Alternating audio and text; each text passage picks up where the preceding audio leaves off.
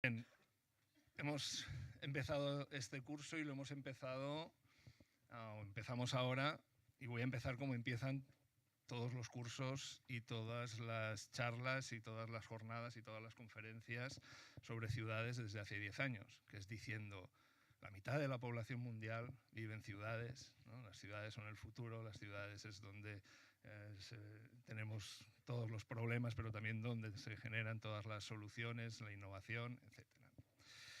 Bien, esto está muy bien, ¿no? Y lo que pasa es que nos tenemos que preguntar, siempre, ¿no? Viene la pregunta, ¿no? ¿Qué estamos entendiendo por ciudad? ¿No? ¿Qué es realmente lo que consideramos ciudad? ¿Si esto es solo una estadística o es una forma de, digamos, de influir en la manera en cómo pensamos sobre el territorio?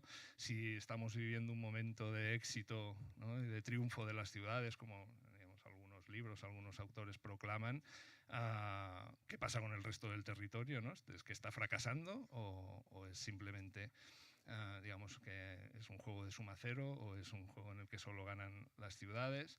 ¿No? Si los alcaldes, como también dice algún libro, gobernaran el mundo, ¿sería realmente un mundo mejor? O cuando alguien deja de ser alcalde o alcaldesa para ser otra cosa, ¿no? Ya el concepto de gobernar el mundo ya da un poco de miedo, ¿no? En sí mismo. Bueno, hay toda una corriente, ¿no? en estos últimos años de poner a las ciudades en el centro, ¿no? Pero la reflexión sobre las ciudades, obviamente, pues lleva muchos años en el ámbito académico, en el ámbito político, en el ámbito social. Y parece ser, bueno, en estos momentos se están condensando algunas ideas de hace varias décadas, ¿no? En lo que son las nuevas agendas urbanas a las que tomamos como referencia, ¿no? La nueva agenda urbana de Quito y luego toda la cascada, digamos, de agendas urbanas hasta llegar a lo local. Y uno de estos conceptos es el del derecho a la ciudad, ¿no? Acuñado en los años 60 por Henri Lefebvre, pero digamos que está tomando ahora su vigencia, está situado de una forma más central en estos últimos años y de alguna forma estas agendas se supone que andan en esta dirección. Bueno, Henri Lefebvre sintetizaba este concepto de derecho a la ciudad como la demanda de un acceso transformado y renovado a la vida urbana. Y como acaba de explicar ahora Janet, ¿no? La idea de poner a las personas, ¿no? Y por tanto a la vida y por tanto también al medio ambiente en el centro de nuestras políticas y en el centro del desarrollo de las ciudades, pues es el elemento, el gran reto que tenemos para la transformación de la ciudad. Por tanto, digamos, estas ciudades, ¿no? Que acogen cada vez más a personas que vienen de los entornos que no son urbanos, ¿no? En el mundo, y cada vez más personas van a vivir a las ciudades. Lo importante es cómo viven estas personas las ciudades. Lo importante es también cómo se está expulsando a otras personas, ¿no? O estas mismas a veces de las ciudades, y por tanto, digamos, esta idea de la ciudad vivible que se está debatiendo también, estos días se ha debatido en los diferentes foros que se han organizado en la ciudad y más allá, y se seguirá debatiendo sobre esta idea. El simple hecho de que se tenga que hablar de la ciudad vivible, pues ya nos da mucho que pensar, ¿no? sobre en qué punto estamos y sobre lo que queda por hacer. Bien, pues nosotros hemos considerado que para hablar sobre cómo es y cómo debe ser la vida en las ciudades del siglo XXI, del cual ya nos hemos comido una buena parte, pues podríamos invitar a estas 4 personas que tenemos aquí a mi lado y que voy a presentar a continuación para que nos ofrezcan su punto de vista sobre la cuestión, ¿vale? Voy a ir por orden alfabético de apellido. Aquí a mi lado, que es Caroline Daher, que, como ella ha dicho, ya sabéis, trabaja en el IES Global, en el Instituto de Salud Global de Barcelona, y es especialista en salud pública con más de 15 años de experiencia conectando la investigación con la implementación de proyectos. Y dirige o actualmente coordina la iniciativa de planificación urbana, medio ambiente y salud en IES Global. A continuación tenemos a Zaida Mouchi, al final, ¿Vale? Zaida es doctora arquitecta por la Universidad de Sevilla, es profesora del Departamento de Urbanismo y Ordenación del Territorio de la Universidad Politécnica, directora también del Máster Laboratorio de la Vivienda del siglo XXI, entre muchas otras aportaciones académicas. Es experta de género en la arquitectura, miembro del colectivo Punsis, fundadora, y autora, es la única que tiene un libro reciente que enseñar, ¿no? Aquí, autora de este libro que fue presentado hace bien poco, Mujeres, Casas y Ciudades, que es un recorrido apasionante por la aportación, digamos, de las mujeres a la arquitectura y al urbanismo, esa aportación oculta, ¿no? E invisible en muchas ocasiones y tan necesaria e imprescindible para nuestro futuro. A continuación, Montserrat Pareja Isway, que es doctora en Economía Aplicada, vicepresidenta de la Red Europea para la Investigación de la Vivienda, y también muchas otras aportaciones, coordinadora del capítulo de Barcelona del Grupo de Investigación en Espacios Colaborativos, coordinadora de diferentes másters, especializada en la vivienda, en el impacto social, cultural y económico de las transformaciones urbanas, ¿vale? Vinculada a temas de economía creativa, de vivienda, etcétera. También nos dará su visión sobre la cuestión. Y por último, Janet Sanz, intervenido anteriormente, que es licenciada en Ciencias Políticas y de la Administración, y que antes de su etapa política realizó varias investigaciones en el ámbito de las políticas públicas, en la vivienda, en empleo, inmigración, etcétera, ¿no? Y ahora mismo pues, es teniente alcalde del Ayuntamiento de Barcelona. Su responsabilidad es la del área de ecología urbana y por tanto de urbanismo, medio ambiente, movilidad, un área central, digamos, en la planificación de la ciudad, y como vicepresidenta de planificación estratégica del área metropolitana y presidenta de la Comisión Ejecutiva del Plan Estratégico, pues esta visión, digamos, de futuro de la ciudad que nos interesa, ¿no? Y de la metrópolis. Bien, entonces hemos planteado, ya digo, con varias preguntas generales y luego algunas preguntas particulares a cada una de ellas, el diálogo, pero aquí lo que nos interesa es que también haya participación y que el diálogo se establezca con el público. De momento intentaremos establecer de este lado, pero que también sea hacia el otro lado. Y la primera pregunta, para arrancar, es obvia y es prescindible, digamos, ¿qué es lo que caracteriza o debería caracterizar la vida en las ciudades del siglo XXI? Buen día. Primero quiero agradecer la oportunidad de estar aquí y realmente felicitaros por el evento y la transversalidad de los diferentes ponentes. Yo creo que si pensamos en cómo tenemos que tener la planificación en el futuro es precisamente con estos diferentes puntos de miradas y diferentes áreas de expertise. Entonces, os felicito por la diversidad de las personas que estamos aquí. Y bueno, es una pregunta importante. Yo creo que si tendría la respuesta, tendría muchos más premios y títulos detrás de mi nombre, ¿no? Pero voy a intentar a mencionar uno de los conceptos fundamentales, que empezaría con la conectividad, ¿no? Aunque yo vengo del mundo de salud y mi experiencia es intentar vincular el entorno urbano con nuestra salud, yo diría que la conectividad es uno de los ejes fundamentales. Tenemos que pensar y contemplar cómo estamos conectados y cómo queremos ser conectados en las ciudades en que vivimos. Porque la conectividad, al final, es el factor que desencadena todo lo demás, ¿no? Cómo nos relacionamos entre nosotros. Por ejemplo, el aislamiento y la soledad son grandes problemas en las ciudades, a pesar de realmente estar literalmente apegados físicamente, ¿no? Entonces, esto es una de las paradojas de los sistemas complejas como las ciudades, que son las más complejas. De hecho, ¿cómo nos movemos? Podemos vivir nuestra vida diaria, acceder a todos los servicios y necesidades que tenemos con una movilidad sostenible y sano, por ejemplo. Esto también está vinculado con la conectividad, ¿no? En el entorno, cómo está construido para estar conectado con las personas y las necesidades físicas que tenemos. Otra aportación en cuanto a la conectividad, con nuestro mundo laboral, ¿no? Cómo está nuestra nuestra vida personal, donde vivimos, donde estamos, con nuestra vida laboral. La semana pasada estuve en un acto aquí con la ATM y precisamente Carmen Marallas dio un discurso súper importante que no voy a intentar representar, pero lo que me quedó muy claro de su discurso es que todo está cambiando en la manera en que vivimos, estamos conectando en nuestro espacio laboral versus donde vivimos.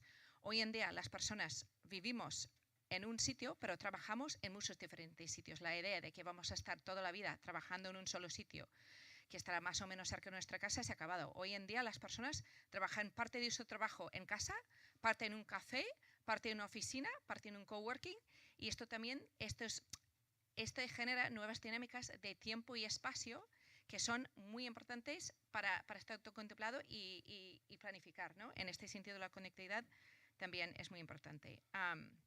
¿Cómo estamos conectados con el entorno natural y nuestro entorno físico? Si nuestro entorno no es saludable, no es sostenible, nosotros tampoco como personas o como sociedad podemos ser. Entonces, nuestra conexión con el entorno urbano, pero también con la naturaleza dentro de este entorno y fuera, ¿no? Tenemos acceso a espacios verdes dentro de la ciudad o acceso fácil a espacios más verdes o más amplios fuera de la ciudad fácilmente. Entonces, la conexión con el entorno. También otros conceptos yo creo que son importantes es la densidad. En cuanto a la planificación estratégica, tenemos que entender bien la importancia de tener el balance de la densidad bien. Si tenemos poca densidad, tenemos un modelo suburbano que sabemos que realmente no funciona hoy en día para la necesidad que tenemos y genera una serie de disfuncionalidades importantes. Si tenemos un sobredensidad, podemos también gestionar ciertos problemas y podemos empezar a literalmente agobiarnos, ¿no? Con tanta presión y tanta contaminación, tan poco espacio, que uno estamos invadiendo el otro espacio. Entonces, la densidad tiene que ser muy bien contemplado y trabajado. También la diversidad, ¿no? Esto es otro eje importante para la ciudad que tenemos. Necesitamos diferentes usos, por ejemplo, no solo del suelo, pero en nuestro entorno, ¿no? Podemos tener gente joven, gente mayor, gente de diferentes trabajos, de diferentes niveles sociales, ¿no? Por ejemplo, la tendencia de tener todas las personas mayores en residencias apartados, yo creo que es un error muy importante. Tenemos que tener integrado, ¿no? Diferentes personas de manera vital dentro de la ciudad. Y finalmente, la equidad. Yo creo que si empezamos a desglosar cualquier ciudad, incluso los que están premiados mundialmente, como Melbourne, de ser los más vivibles, empezamos a ver que según donde estés en el sitio tienes una vivencia súper diferente. Si no me equivoco, aquí en Barcelona mismo tenemos barrios, por ejemplo, el Raval y les Corts, que están prácticamente tocando fronteras, sin embargo, tienen una expectativa de vida de 7 años de diferencia, ¿no? Entonces, entender muy bien si estamos hablando de problemas o beneficios, oportunidades o retos, de dónde están ubicados estos y cómo están distribuidos dentro de la ciudad. Porque la idea es construir una ciudad que vaya bien para todos, no solo algunos. Y para acabar, yo creo que todo esto tiene que estar vinculado con una visión muy clara, es decir, soluciones mágicas para tener esta planificación, estas estrategias no existen. No hay una solución o tres que van a poder hacer que los beneficios son los que salen adelante y los retos los vamos superando. Pero tenemos que tener una visión muy clara hacia dónde queremos ir con nuestras ciudades. Y tenemos que tener, vinculado con esto, muy claro cuál es nuestra prioridad de derechos que queremos proteger. Porque hay ciertos derechos, sobre todo derechos adquiridos, por ejemplo, el derecho de usar el coche para ir donde quiero, cuando quiero, que está muy integrado ahora en la sociedad y cuesta mucho sacar, pero sin embargo está en ciudades o áreas metropolitanas tan densas como Barcelona, está generando muchas disfuncionalidades, muchas contaminaciones de todo tipo, pero es un derecho, la gente ahora lo vive como un derecho. El otro, el derecho al ocio, ¿no? ¿Hasta qué punto el derecho al ocio en un sitio como Barcelona tiene que superar el derecho a descansar, por ejemplo? Y también el derecho de consumo, el consumo masivo, que hasta qué punto, ¿no? Nos conviene vivir en ciudades, porque la proporción, por ejemplo, ¿por qué es importante pensar en ciudades? Porque el consumo, el gasto que hacen las ciudades es mucho superior a la superficie que ocupan, ¿no? es muy desproporcional lo que consumen las ciudades en lo que es superficie. Entonces, es un modelo de vivir, un modelo de estar que requiere muchos recursos para sostener. Entonces, ¿hasta qué punto el modelo que tenemos de consumo, que hoy en día podemos ver con la entrega, con drones y todas estas cosas, solo puede ir a mejor? En cómo vamos a contemplar y afrontar esto, porque en una ciudad como Barcelona no solo el consumo individual, pero como el turismo y otros factores, que Barcelona en sí es un producto de consumo masivo, ¿no? Entonces, ¿cómo podemos enfrentar este reto de que nuestra ciudad en sí, donde vivimos, en sí no es un producto de consumo? Y creo que con esto he abarcado bastantes temas. Perdona. Bien, sí, iba pensando lo mismo. Digo, bueno, tacho, para no repetir. Bien, bueno, ya he dicho de coincidencia que ya de todas maneras Oriol nos lo decía, ¿no?, en el mail que seguramente en esta primera pregunta coincidíamos, y creo que en todas, ya también con la presentación que hizo Janet, digo, bueno, ya también ha dicho algunas de las cosas que pensaba, pero bueno, reincidiendo en algunas cuestiones de cómo será la vida urbana del siglo XXI, creo que al final, por ahí de manera provocativa, de alguna manera es recuperar el desafío de mantener una ciudad mediterránea, que tiene que ver con muchas cuestiones que hablaba Caroline, ¿no?, que es densidad, y que tanto densidad, naturaleza, proximidades, muchas de estas cuestiones no son universales, también hay que pensarlas en relación a cada sitio, a cada manera de vivir, a cada clima, ¿no? Entonces, bueno, también me gustó lo de densidad porque habla que no es absoluta, y me parece bien porque a veces hay ciertos valores o números que parece que son absolutos, como la cantidad de verde que tiene que tener un parque. Si eso te da como solución una ciudad súper dispersa en el territorio, pues no sé si compensa una cosa con la otra, ¿no? Y que no es lo mismo un clima que otro clima.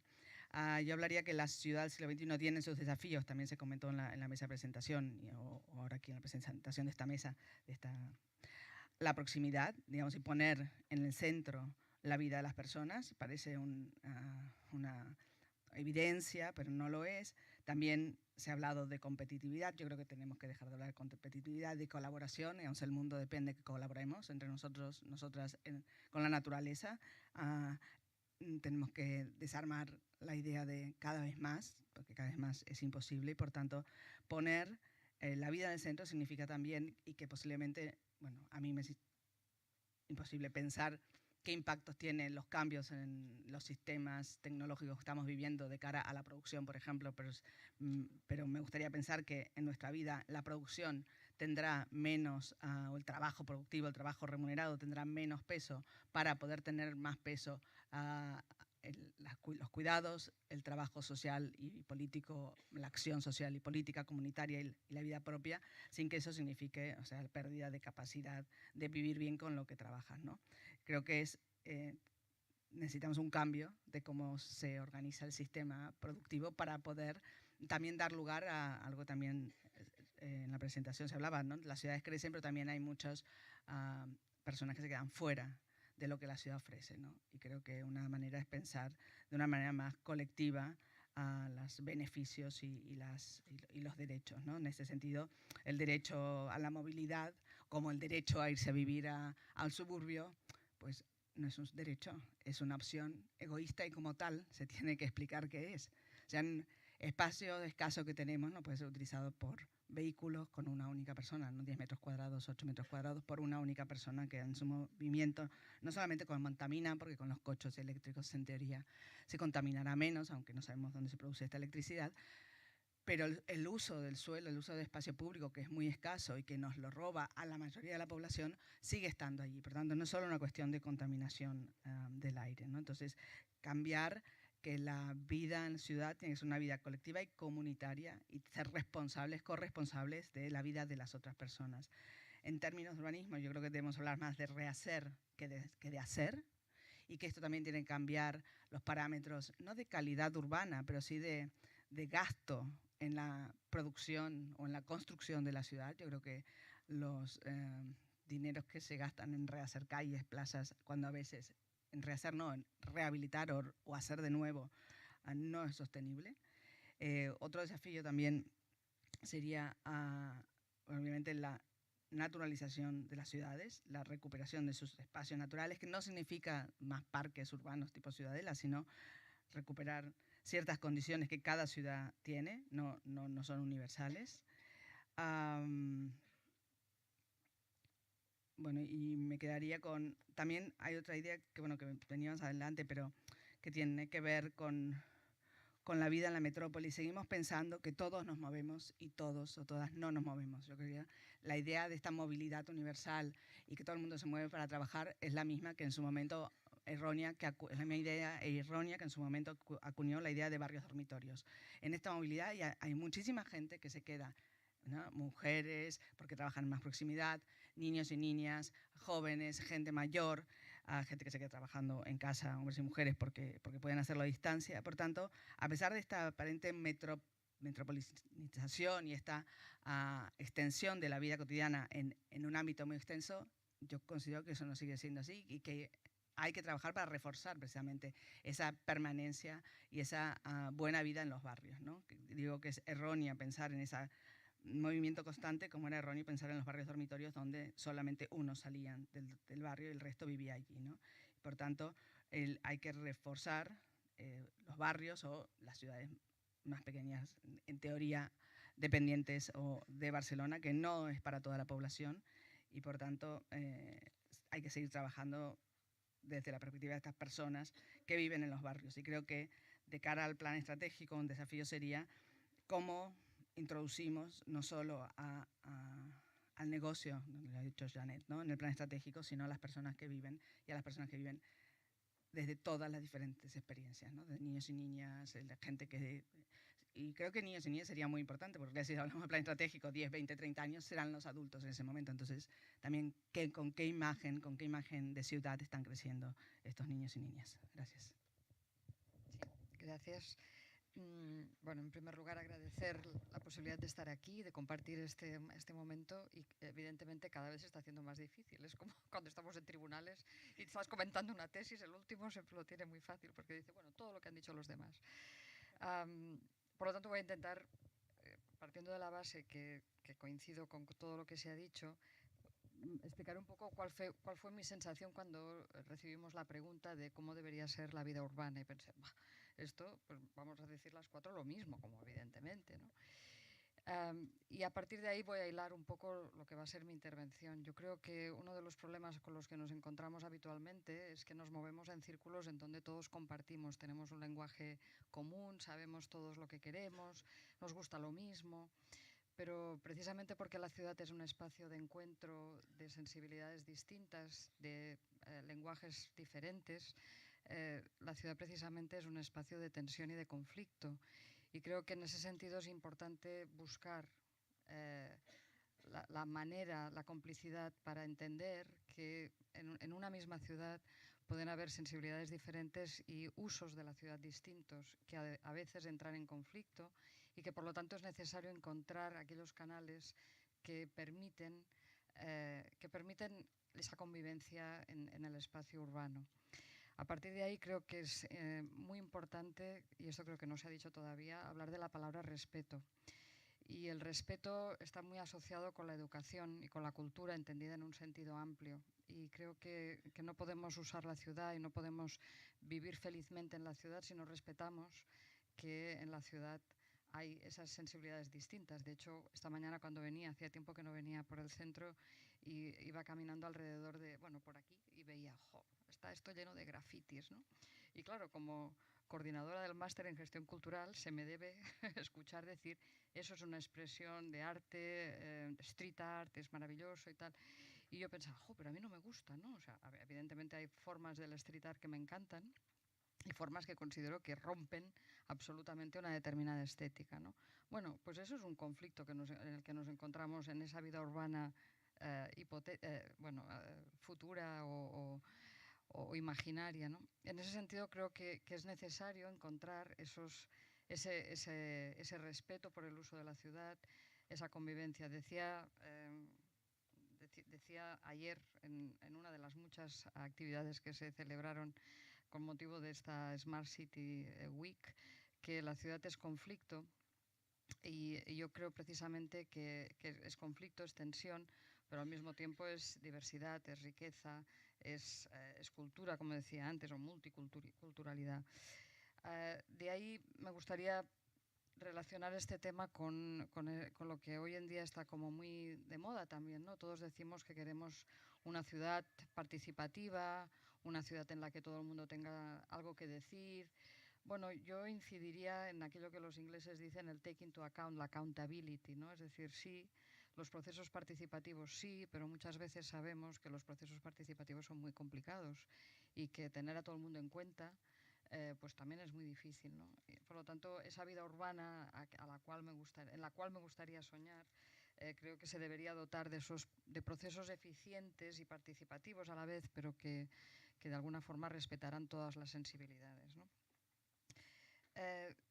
Coincido un tema que se ha dicho y que voy a volver a repetir, ¿no? La capacidad de elegir en la ciudad, ¿no? Porque muchas veces los ciudadanos, una de las cuestiones con las que se enfrentan es que no tienen capacidad de decisión, ¿no?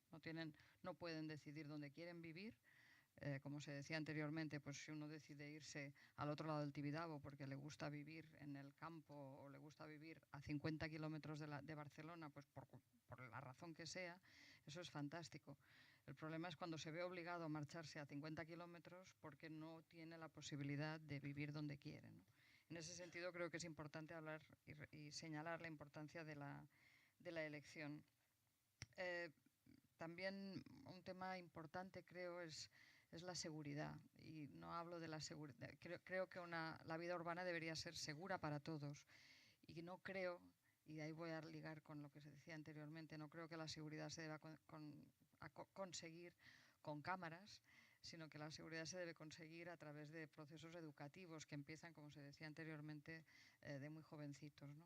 Y eso creo que es importante. Y otro elemento que también creo que es necesario, precisamente porque la ciudad es ese espacio de encuentro, es una mirada o una nueva mirada hacia el espacio público. Y el espacio público, como todos sabemos, tiene una definición muy amplia, es desde la calle, desde la plaza, desde la iglesia,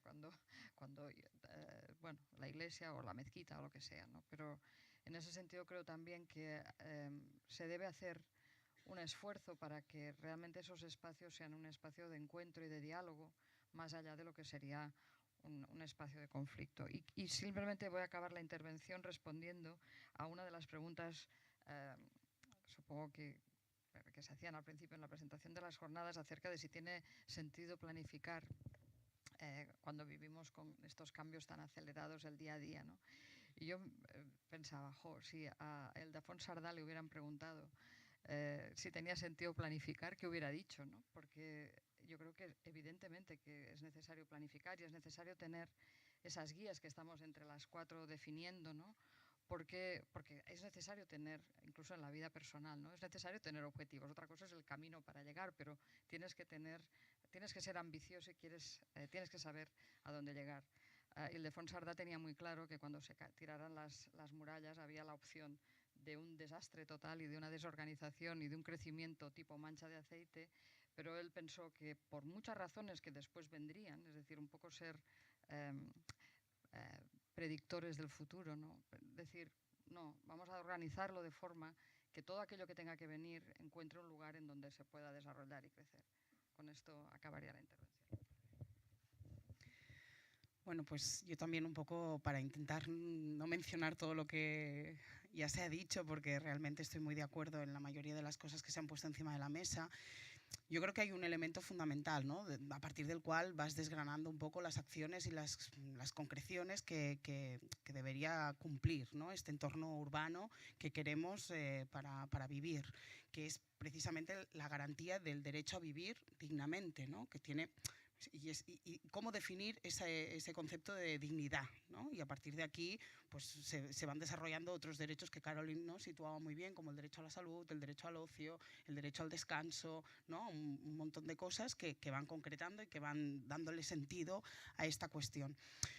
Y creo que además cuando hablamos del derecho a la ciudad, que antes también lo decía Zaida, yo creo que el derecho a la ciudad no es un cajón donde todo quepa, ¿no? O sea, el derecho a la ciudad tiene que concretarse con políticas y con propuestas que realmente hagan efectivo ese derecho ¿no? a vivir dignamente, partiendo de una cosa que decía Montserrat, que yo estoy muy de acuerdo, que es que la ciudad es conflicto. Y es, bueno, eso desde la gestión, o sea, es cada día es conflicto, ¿no?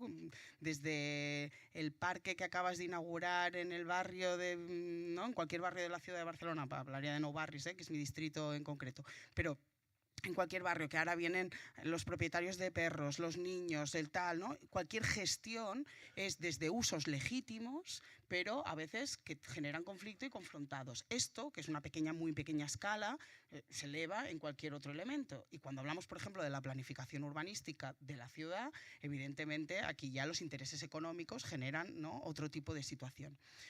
Y aquí es donde yo creo que la gestión comunitaria del conflicto, desde la educación, es un espacio de aprendizaje brutal, ¿no? Y yo desde mi experiencia personal de estos años, tanto como concejala primero de la oposición y ahora de gobierno, es una de las cosas más gratificantes que te puede llegar a pasar, aunque a veces sea bastante dura también de gestionar, pero el estar a pie de calle en los barrios y trabajando todas estas cuestiones es fundamental. Ahora bien, cuando levantas la mirada, y ahora hablo como teniente de alcalde, ¿no? Y tienes la responsabilidad de planificar sectores y tensiones que van mucho más allá de gente que se escucha y que habla y que es capaz de entender cuál es tu situación y cuál es tu propuesta, ¿no? necesaria para poder desarrollar una actividad básica de vida y tu proyecto ¿no? y generar esa, ¿no? una parte de empatía fundamental.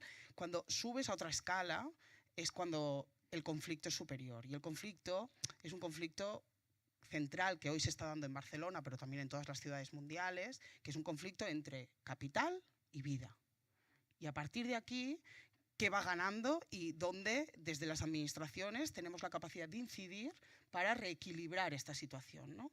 Yo creo que aquí es fundamental para garantizar precisamente ese derecho a la ciudad, ese derecho a vivir dignamente en una ciudad, es que en este conflicto macro que se da en la ciudad, que creo que lo tiñe todo, ¿no? Que tiñe que hoy hayan vecinos que no puedan, bueno, que estén destinando más del 40% de sus salarios a la vivienda para poder vivir en un barrio donde han crecido, donde quieren arraigarse y generar comunidad y poder seguir estando, donde después hay una situación de expulsión porque hay gente que no lo puede pagar, porque hay unas condiciones económicas que no permiten que puedan destinar ese 40% y por tanto se están dando procesos de gentrificación brutales, donde hay una sustitución comercial real, ¿no? También del comercio de proximidad que da esa seguridad a la que también ahora se referían, ¿no? De entorno, no solo de educación, sino también de comunidad, de generar espacios confortables, de conocimiento mutuo, ¿no?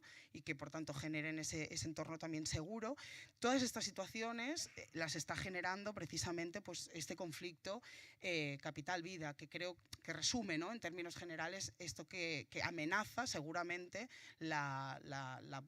dijéramos, este objetivo de garantizar entornos urbanos o de aquello que debería caracterizar la vida urbana. Y por tanto, desde la perspectiva, y hablo más, ¿no? también por el papel que jugamos desde la propia ciudad, es cómo generamos, ¿no? y a partir de aquí, cómo esos planes estratégicos y esas acciones concretas nos dan instrumentos a corto y medio plazo para cambiar las reglas del juego y, por tanto, para poder cambiar esas reglas del juego y mover esa balanza entre capital-vida y priorizar la vida. Por ejemplo, ahora, pues por poner un ejemplo, ¿no? en relación a la vivienda, hemos podido tirar hacia adelante una propuesta que obliga a que todas las nuevas promociones que se hagan en suelo consolidado urbano en la ciudad de Barcelona deban destinar el 30% a vivienda asequible, ¿no? sean privadas, sean de rehabilitación, sean de obra nueva, ¿no? pero en toda la ciudad construida. Eso quiere decir entrar en el corazón de la ciudad, no solo en las periferias. Bueno, eso es un cambio de reglas del juego, del urbanismo y de la planificación estratégica, por ejemplo. ¿no?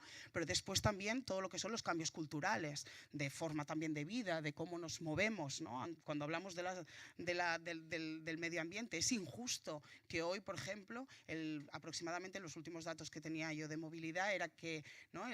casi el 55% de las mujeres, ¿no?, se movían en transporte público o caminaban o iban en bicicleta, ¿no?, en términos de movilidad sostenible.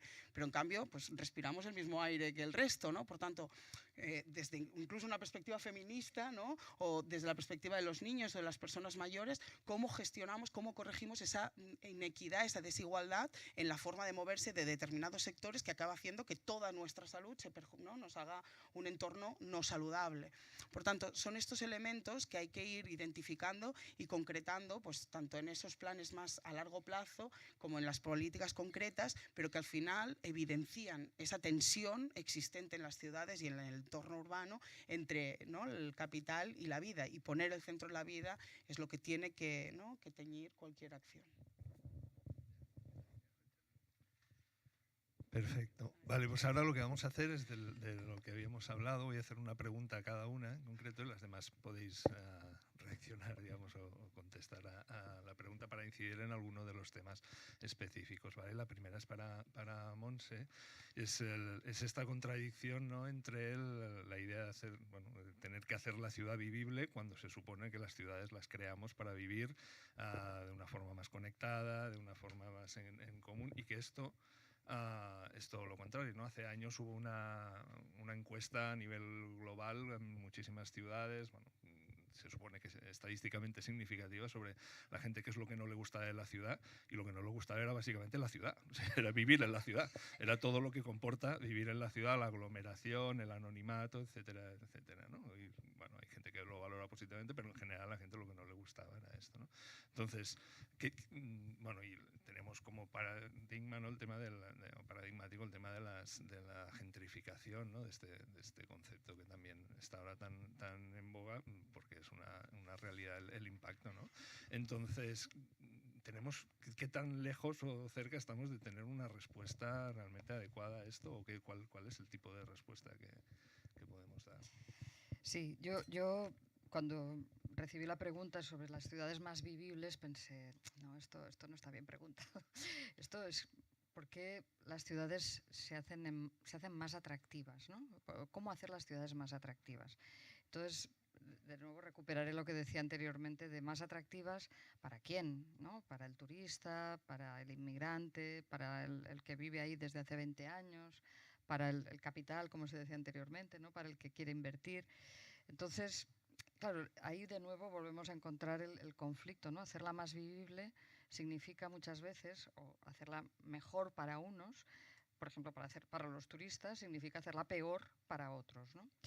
Entonces, claro, la reflexión al hilo de qué sucede, pues bueno, de nuevo, ese conflicto en el uso del espacio que antes consideraba, viene del hecho de que cuando intentas hacerla más atractiva para unos, se convierte en mucho más no deseable para otros, ¿no? El ejemplo del turismo es claro, aumenta los precios de la vivienda para todos, aumenta la congestión en determinadas zonas de la ciudad, implica conflicto para aquellos que son propietarios de vivienda para alquilar, porque no saben si ponerla para alquiler de 3 años o para una semana, en donde seguramente la rentabilidad es muchísimo más alta, quizá el riesgo más alto también, pero con lo cual esto es como muy evidente, ¿no?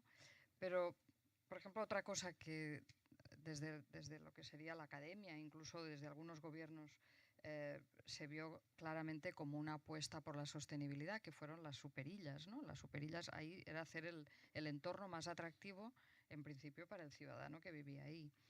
Y ahí también hubo conflicto, porque tampoco acabó de entenderse bien que eso era un paso adelante para mejorar la movilidad, para mejorar la asignación del tiempo y de los recursos, para mejorar incluso también la creación del espacio público. Con lo cual, de nuevo, hacerla más atractiva en ese momento para los que vivían, incluso para los propios, incluso incluyendo o utilizando procesos participativos, eso también generó conflicto, ¿no? Con lo cual, yo creo que hay una serie de cosas buenas en el sentido de buscar ciudades más vivibles, que es que yo creo que en la actualidad, y eso quizás es distinto a algo que sucedía hace unos cuantos años, hay como una toma de conciencia tanto desde lo que sería la administración pública como por parte de la ciudadanía de que es necesario entenderse, ¿no? Y es necesario la administración pública que es la que interviene en el territorio, debe explicarse y debe decir, voy a hacer esto y lo voy a hacer por esto, por esto y por esto, porque anteriormente hemos vivido entornos y escenarios en los que se hacían cosas, pero los ciudadanos recibían aquello que se hacía, ¿no? O los turistas percibían que había más museos en Barcelona, yo qué sé. Yo creo que hay una necesidad y creo que estamos en el buen camino, porque yo creo que hay una toma de conciencia de esa necesidad de explicarse, de por qué se hacen las cosas para hacer la ciudad más vivible, ¿no? Esa es una primera cuestión. La segunda es que las políticas en la ciudad deben claramente saber a quién van a beneficiar y a quién van a perjudicar. Voy a poner un caso muy, muy extraordinario, que es un proceso de renovación urbana, ¿no? Esta es la disyuntiva habitual, ¿no? Si mejoramos el barrio, pero ¿para quién mejoramos el barrio, ¿no? Para los que van a venir a comprar casas en el barrio, esto es la histórica disyuntiva. El ejemplo que quería poner es un museo cerca de Lille. El gobierno, que en aquel momento considera que se ha de poner un museo para renovar la zona, no voy a usar el Guggenheim, que es mucho más controvertido, en Roubaix, cerca de Lille, como decía. Ponen el museo y saben que el objetivo de ese museo es mejorar la calidad de vida de aquellos que están viviendo en el barrio. Bueno, pues aún teniendo esa conciencia y esa seguridad de que un museo iba a mejorar o debía mejorar la calidad de la vida de los ciudadanos, eso no fue así, porque generó de nuevo una serie de dinámicas que no se habían previsto y que de alguna forma estaba provocando el displacement, ¿no? el desplazamiento de determinados vecinos de ahí. Con lo cual, las políticas creo que deben, para intervenir, para hacer esa ciudad más vivible, volviendo otra vez a la respuesta, a la pregunta, deben tener una ambición, claramente, deben saber que cualquier intervención genera ganadores y perdedores, y creo que me parece que quizá lo más importante o el takeaway de la respuesta sería, pero es necesario explicar a todos, especialmente a los ciudadanos, qué es lo que se va a conseguir con las intervenciones, ¿no? Es decir, tú hablabas del 30% de la vivienda social. Cuando se ha hablado de poner un topall, un límite a los precios de alquiler, pues bueno, yo creo que decirlo así, esto genera de entrada rechazo. Por ejemplo, si tú tienes una vivienda, eres una persona de clase media, tienes una vivienda, tu madre se ha muerto, te ha dejado la vivienda y dices, y ahora resulta que no voy a poder. Pues bueno, tú tienes que explicar a la ciudadanía que no se trata de hacerte, el conflicto con el capital, no se trata de hacerte rico, estamos hablando de posibilitar mejorar la seguridad, posibilitar el alquiler y al mismo tiempo evitar dejar en manos del mercado soluciones que son no deseables para la inmensa mayoría, ¿no? Con lo cual, a veces, ¿no? Yo estoy totalmente a favor de poner un techo máximo a los alquileres en determinados barrios. Evidentemente no tiene sentido ponerle un techo máximo en Pedralbes, ¿no? No tiene sentido, pero sí que lo tiene. Pero creo que es necesario explicarlo y explicarlo bien. Y me callo, nada más. Aida, sí, que antes me olvidé de decir que es actualmente directora de urbanismo en el Ayuntamiento de Santa Coloma de Gramenet. Muy, muy importante. Y como tal, la pregunta más relacionada con los procesos de planificación, ¿no? Y qué es lo que hemos aprendido después de tantos años de planificación urbana y sobre todo desde el punto de vista, uniendo con otras de las preguntas que teníamos, que era de la participación, ¿no? De la implicación. Antes se ha hablado de niños y niñas. Bueno, yo creo que niños y niñas es relativamente fácil, es una cuestión de voluntad porque sabes dónde irlos a buscar, que están en la escuela, pero los adolescentes, por ejemplo, y que si estamos hablando ahora a 10 años vista, ¿no? Hacer un plan estratégico para el 2030, aquellos que tienen ahora, ¿no? Entre 15 y 25 años, pues seguramente son un grupo importante y no es tan fácil a lo mejor hacerles participar, obviamente las mujeres, obviamente migrantes. Bueno, ¿cómo valoras tú ese? Vale, yo creo, difícil, enlazo un poco con lo que decíamos Rata ahora, ¿no? Yo creo que es la explicación de lo que se hace. Yo creo que eso es muy importante, una explicación a todos los niveles y de muchas maneras, y que un gobierno ha de poder explicar que lo que hace es para el beneficio de la mayoría y de aquellos que menos hablan y que menos voz tienen y que menos los escuchan.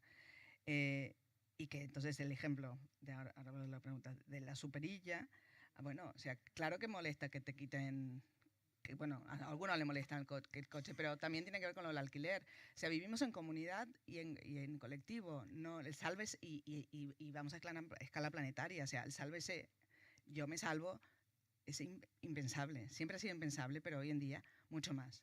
Y en ese sentido creo que con la gente joven, porque si en educación sí que hay más impacto, estos valores yo creo que están más presentes. Lo que pasa es que luego, desgraciadamente, la formación universitaria, los que llegan a la universidad, o la vida misma, o la competencia, o el consumismo, o el capitalismo, el título que queráis, te aleja de ciertos aprendizajes que yo creo que desde las educaciones básicas sí que están, al menos como profesora sí que lo veo en la escuela.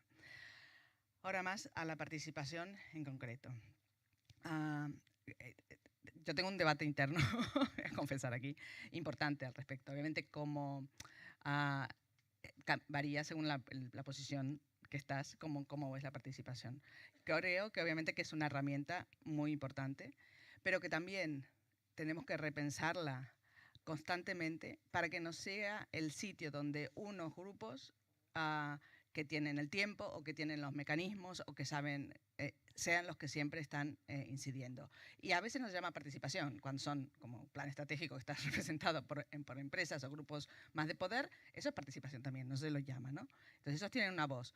Pero si vamos a la ciudadanía, también es más un tipo de ciudadanos, y si digo ciudadanos, no ciudadanas, son quienes están presentes, de una edad, etc. Entonces, ¿cómo rompemos ese círculo que tiene un punto vicioso, ¿no? Entonces, creo que tiene que ver, primero, con el no abuso de procesos de participación para todo, porque no hay tiempo, desgraciadamente, no tenemos tiempo. Entonces, la población, entonces volvemos a reincidir. Entonces, yo creo que habría momentos de inicio de mandato, digamos, si hablamos en términos de mandatos, de diagnosis colectiva, de absentarse, que teóricamente ya los diferentes partidos lo hacen antes de las elecciones, pero un poner en común con el barrio lo más ampliamente posible, que es muy difícil también, y para eso necesitas muchos canales para llegar a convocar, en qué horarios convocas, en llegar a escuelas, a institutos, para obtener una base común de visión sobre ese barrio y después en según qué proyectos, entiendo que se puede hacer más trabajo y más procesos de participación a luz, bueno, de lo que se desea, de recorridos, de mapeos, de procesos de codiseño, depende del caso, yo creo que eso dependerá del caso, pero el problema es cuando cada semana tienes una cosa, pues termina que no puede participar todo el mundo y 9 personas se pueden elegir en la voz de toda una ciudadanía. Muy complicado. Y creo que también hay otra cosa que es importante, que estos procesos de participación, la parte técnica del ayuntamiento o la parte política esté al margen. O sea, puede estar hablando, puede estar escuchando en un momento, pero hay momentos de debate que... bueno, yo lo he comprobado que funciona mejor cuando no está la presencia el otro día me lo comentaban, hablábamos sobre vivienda y un participante me decía, ¿por qué no estás tú en la mesa? Porque no quiero que se convierta en un vosotros o no, sino que estoy por si necesitáis algo, falta algo, pero estoy lejos, no estoy escuchando lo que está diciendo porque si no, no tiene esa, digamos, esa libertad de hablar y se cambia el foco del debate, ¿no? Por lo tanto, creo que también la participación tiene que estar muy claro, evidentemente, ¿no? Los objetivos, para qué valor tendrá, quién lo tomará, todo muy... Y si es información, pero realmente muy claro desde el comienzo. Yo sé, como ciudadano, a qué estoy jugando, a qué juego, a qué presto mi tiempo, ¿no? Y no procesos que son más ambiguos. Sí, tú decías con las escuelas, pero creo que con los institutos también se podría trabajar de la misma manera que uno va a una escuela y trabaja como hemos hecho nosotros en Santa Coloma, es cierto, con escuela primaria para pensar una plaza, pero sí, con el instituto no, y por ahí sí que es importante hacerlos partícipes y además porque también si hay un grupo que no está considerado en los proyectos urbanos son los jóvenes y las jóvenes, porque bueno, por su sea muy complejo, porque son por ahí los que tienen por edad y por momento más dificultad de encasillarse, como hemos tenido todos, en las reglas que la sociedad les pone, pero tampoco les ofrecemos ni espacios de debate, ni espacios para estar, ni espacios para tomar. Entonces, sí que me parece que es todavía un tema pendiente. Sí que hemos trabajado con con personas de edad mayor, con mujeres, con niños y niñas, pero jóvenes queda pendiente incluirlos y sobre todo pensando que debemos pensar a futuro y que ellos y ellas serán parte de ese futuro. No sé. No, y creo, y también una cosa que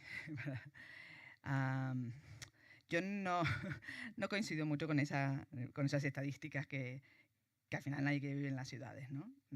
A los hechos me remito.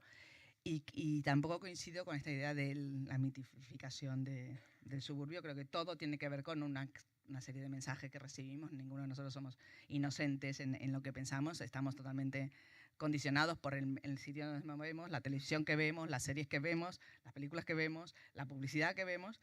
Por tanto, esa idealización del suburbio que realmente trae muchísimos problemas. No es malo que te tengas que ir de la ciudad porque no puedes pagar, pero tampoco es bueno que te vayas porque te puedes ir. En todo caso, si te vas, no vuelvas.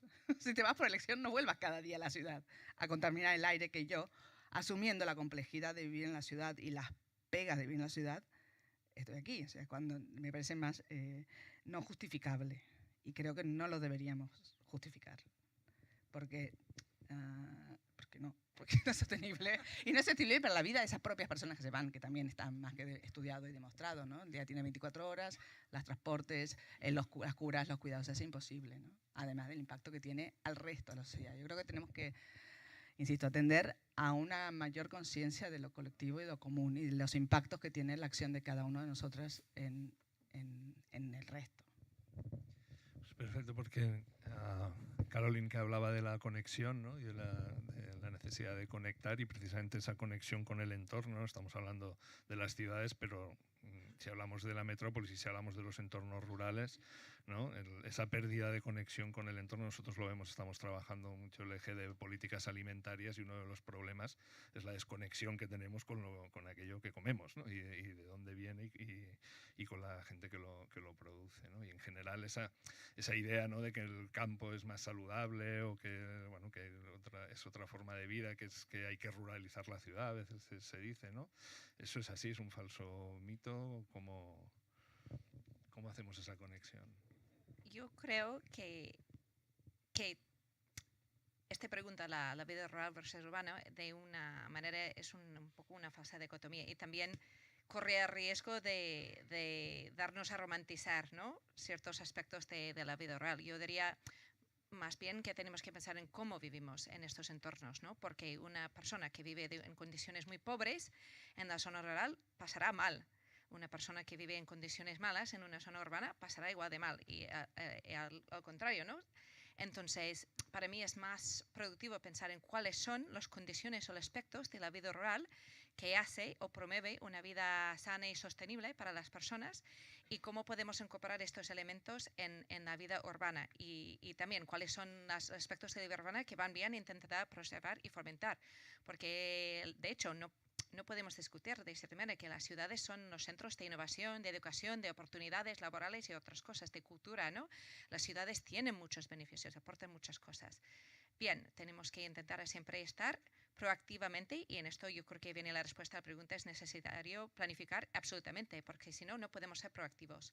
Estamos destinados siempre a ser reactivos, ¿no? Y esto también es problemática, porque es mucho más difícil corregir algo que está yendo mal que prevenir y promocionar que vaya bien, ¿no? Entonces, la planificación es súper importante. Y para no también quedar con esta falsa dicotomía entre rural y urbano, también creo que esta mirada más metropolitana, más regional, es sumamente importante. Y aquí yo creo que tenemos un problema de competencias y también de responsabilidades, o accountability, como hemos dicho antes, ¿no? Sí. Yo diría que un gran porcentaje de los problemas que, por ejemplo, podemos destacar de que hace difícil o causa problemas en la vida urbana de Barcelona, por ejemplo, no podemos limitar a las fronteras de Barcelona en sí. Barcelona, sí, como ciudad, tiene su propia entidad, tiene su propia historia, tiene su propia cultura, pero está conectado. Y al intentar obtener un sistema que constantemente nos obliga a tener estas demarcaciones políticas o de competencias y no poder tener esta visión más regional, es muy difícil. no podemos solucionar el problema de movilidad y contaminación acústica y contaminación de aire, que de hecho son uno de los más importantes que tenemos hoy en día en Barcelona, sin pensar a manera regional. Si hablamos del sistema de comida, sí, tenemos una desconexión. Todo nuestro sistema de comida está cada vez más problemática, ¿no? En el sentido que esta desconexión, ¿no? Con consumo masivo, la cantidad de desechos o pérdidas que tenemos. Yo, dentro de esto, no diría que todo el mundo tiene que convertirse en un campesino urbano, pero sí, tenemos que replantear, ¿no? Cómo es ese sistema y cómo lo podemos hacer más sostenible. Tener esta visión que conecta mejor la zona periurbana con la zona rural, con la zona metropolitana. Aprovechar los espacios que tenemos, por ejemplo, los tejados. Sí, se podía convertir en sitios o en entornos de producir comida, que de otra manera no todos tenemos que estar involucrados, pero tener más conciencia de la complejidad de este sistema y uso de recursos más sostenible, porque al tener esta desconexión yo creo que permite que no pensamos de esta manera sistemática y más holística que necesitamos. Entonces, más de que la vida rural es mejor en ciertos aspectos, es decir, en la salud o en los censos, o si miramos a nivel poblacional, suelen incluir, ¿no? Muchas veces es un factor que controlas. Este problema que estamos mirando, ¿cuáles son las diferencias entre el rural y urbano? Entonces, si miremos cualquier tema en concreto, lo más probable, si estudio ese nivel de población, podemos desglosar los impactos o la realidad urbana y rural. Depende mucho. Por ejemplo, la epidemia de los opiáceos, ¿no? De drogas en los Estados Unidos se está viendo mucho más agudamente, en ciertas maneras, en la zona rural. Porque la desconexión que tienen, la falta de trabajo, la falta de accesos a servicios, por ejemplo, es muy importante. ¿No? Falta de accesos. No hay un hospital de referencia rural nunca, ¿no? Entonces siempre tienes que venir al hospital. Ciertas patologías también o enfermedades están sufridos más en el entorno rural, según dónde, que en la ciudad, ¿no? Entonces depende mucho de que yo creo que no podemos realmente hablar en generalidades. Sin embargo, la vida rural sí que aporta cosas que valoramos, como el acceso a la naturaleza. Sí, en determinados contextos, una vida más físicamente activa, pero no en todos, ¿no? Entonces, si pensamos en muchos en el territorio, en España mismo, en Galicia, otros sitios, estos zonas rurales que están ahora muy abandonados, ¿no? Que apenas tienen poblaciones o tienen poblaciones muy mayores, pensamos que la calidad de vida, nuestra salud, allá, ¿cómo sería, ¿no? Entonces, yo creo que esta visión de rural viene muy arraigado un concepto del pasado y tenemos que siempre estar como es esta actualidad rural versus urbano hoy en día, ¿no? Y cómo bien están interrelacionados ellos, más bien de pensar en uno o el otro. Vale, la última pregunta, Janet.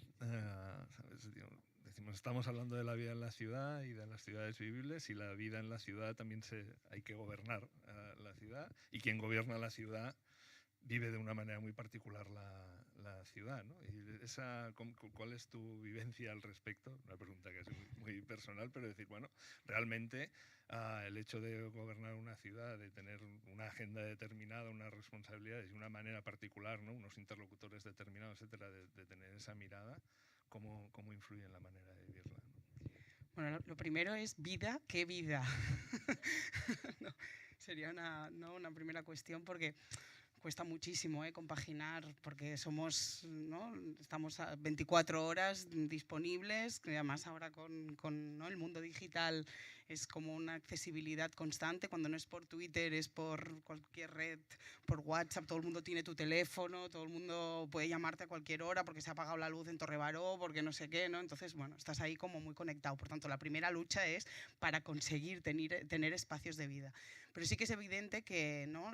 El privilegio, porque yo lo vivo desde una perspectiva personal como un privilegio, ¿no? Tener la oportunidad de poder estar gestionando y gobernando en Barcelona, ¿no? Y además concretamente este área, ¿no? Que de ecología, urbanismo y movilidad, que te da una mirada como muy, ¿no? multidisciplinar del entorno urbano, de la funcionalidad, de cómo la ciudad debe funcionar y por tanto, ¿no? de cuáles son los retos del trabajo cotidiano. Además, la mayoría de regidores del ayuntamiento compaginamos áreas con barrios y distritos, ¿no? Y la cual cosa también te permite no solo estar en el despacho planificando, sino bajar a lo concreto, meterte ahí en el debate cos a cos, ¿no? Cuerpo a cuerpo con los vecinos, equilibrar, buscar.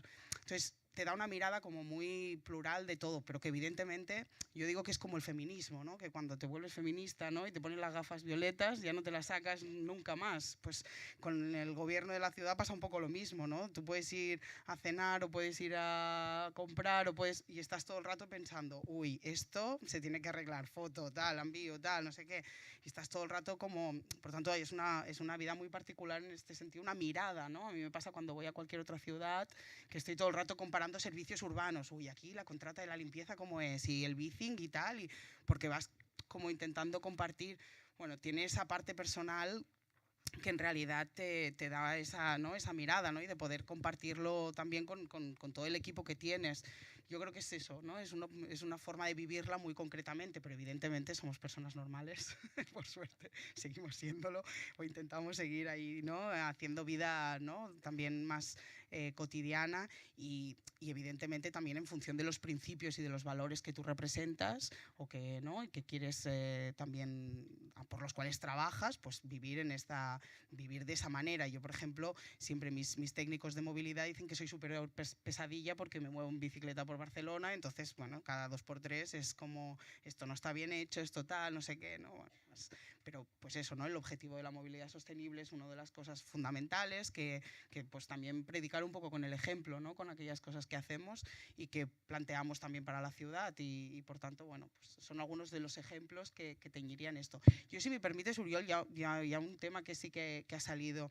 Yo creo que de escucharlas a las tres hay un elemento que me parece importantísimo, que se pone de manifiesto y que creo que no está suficientemente recogido a nivel legal y a nivel también de recursos, que es que al final lo local, lo municipal, es la primera trinchera de todo, absolutamente de todo.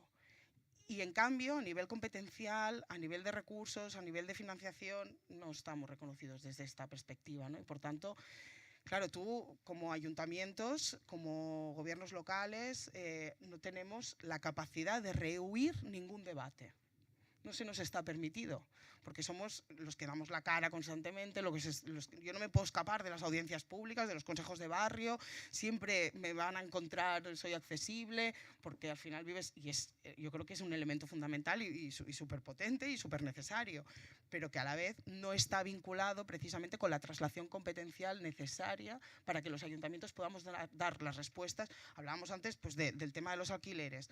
Pues que una ciudad no pueda regular esto, que no pueda hacer una política concreta sobre esto cuando hay un problema brutal que no hay manera de frenar y que aquellas cosas que intentas hacer también sean puestas en duda o cuestionadas legalmente constantemente, o cuando hablamos de la movilidad, por ejemplo, ¿no? Que también yo siempre amenazo, al final acabas haciendo a veces pues eso, ¿no? Al gobierno de la Generalitat en algunas reuniones de buen rollo, pero era en plan, bueno, pues nada, cerraremos las entradas a Barcelona, ¿no? O sea, si no hay una regulación conjunta, ¿no? O en el puerto de Barcelona con los cruceros también lo hago. Digo, bueno, pues nada, acabaremos poniendo unos checkpoints como que evidentemente no es ni de lejos lo que querríamos hacer, pero el puerto es otro ejemplo, ¿no? El puerto, ¿qué somos? ¿Una ciudad con puerto o un puerto con una ciudad? La ciudad de Barcelona no gestiona nada del puerto. Soy yo la que voy como representante de todo el ayuntamiento a un consejo de administración de 20 personas. Esto se desconoce, se piensa que somos ¿no? Que es el ayuntamiento quien planifica, ¿no? Es puertos del Estado, es puertos de la Generalitat, no decidimos qué cruceros hay, qué deja de haber, cómo... Bueno, todo esto creo que es una reflexión que por lo que también se estaba poniendo de manifiesto cuando hablamos de la participación, cuando hablamos de la coproducción, del codiseño, de tal, ¿no? También implica de qué manera se influye, de qué manera se gestiona y de qué manera también tenemos la capacidad de poder avanzar desde lo local. Perfecto. Bueno, pues desde luego había muchos puntos en común, pero yo creo que han salido muchos elementos y de hecho una de las intenciones era darle al público el derecho a discrepar. O sea que tenemos tiempo para algunas intervenciones, preguntas.